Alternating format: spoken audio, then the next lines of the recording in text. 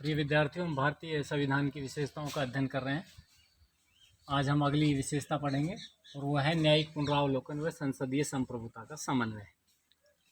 भारतीय संविधान निर्माताओं ने संविधान में संसद की संप्रभुता अर्थात संसद को सर्वोच्च बनाया, लेकिन साथ ही साथ न्यायपालिका को अधिकार दिया कि वह संसद द्वारा बनाए गए कानूनों की समीक्षा कर सके। अर्थात संसद मनचाहे कानून नहीं बना सकती है और न्यायपालिका भी जब चाहे किसी भी प्रकार के कानून को अवैध घोषित नहीं कर सकती है।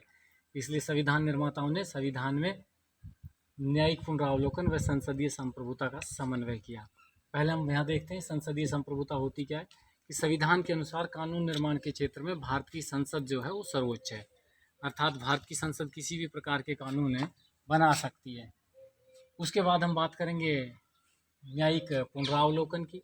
न्यायपालिका की वह शक्ति या अधिकार जिसके द्वारा वह व्यवस्थापिका, भारत की केंद्रीय व्यवस्थापिका संसद द्वारा बनाए गए उन सभी कानूनों को अमान्य या रद्द घोषित कर सकती है जो कानून भारत के संविधान के विरुद्ध हों।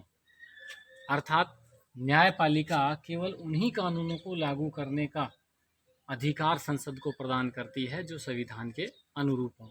तो इस तरीके से संसद सर्वेसर्वा नहीं हो सकती।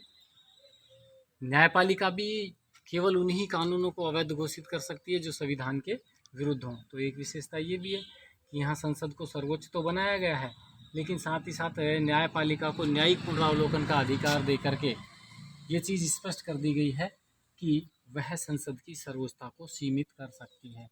उसके बाद अगली जो हम विशेषता देखते हैं वो है आपातकालीन उपबंध। आपातकाल, संकट काल भी कह देते हैं इसको। भारत के संविधान में भाग 18 में आपातकालीन उपबंधों का उल्लेख अनुच्छेद 352 से 360 तक है। अगर परीक्षा में प्रश्न पूछ लिया जाए कि भारत के संविधान में आपातकालीन उपबंधों से संबंधित भाग है तो भाग लिखेंगे हम 18। ठीक है। और इस भाग 18 में 3 प्रकार के आपातकाल का उल्लेख किया गया है। एक राष्ट्रीय आपात, एक राज्य आपात और एक वित्त आपात। अनुच्छेद 352 का संबंध राष्ट्रीय आपात से है।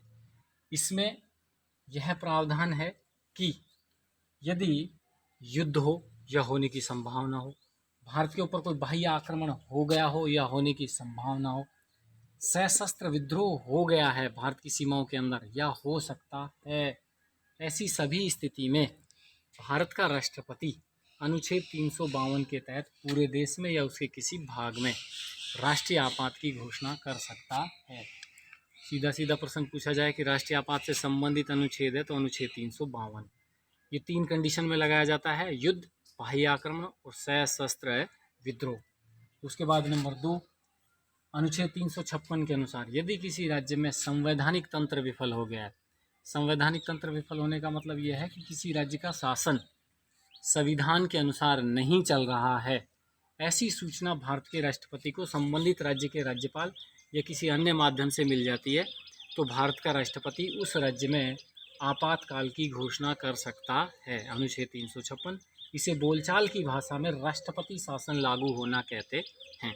और उसके बाद है अनुच्छेद 360 के अनुसार अगर भारत में वित्तीय संकट उत्पन्न हो गया है, अर्थात उसकी साख को खतरा है, तो अनुच्छेद 360 के तहत भारत का राष्ट्रपति पूरे भारत में या उसके किसी भाग में वित्तीय आपात की घोषणा कर सकता है।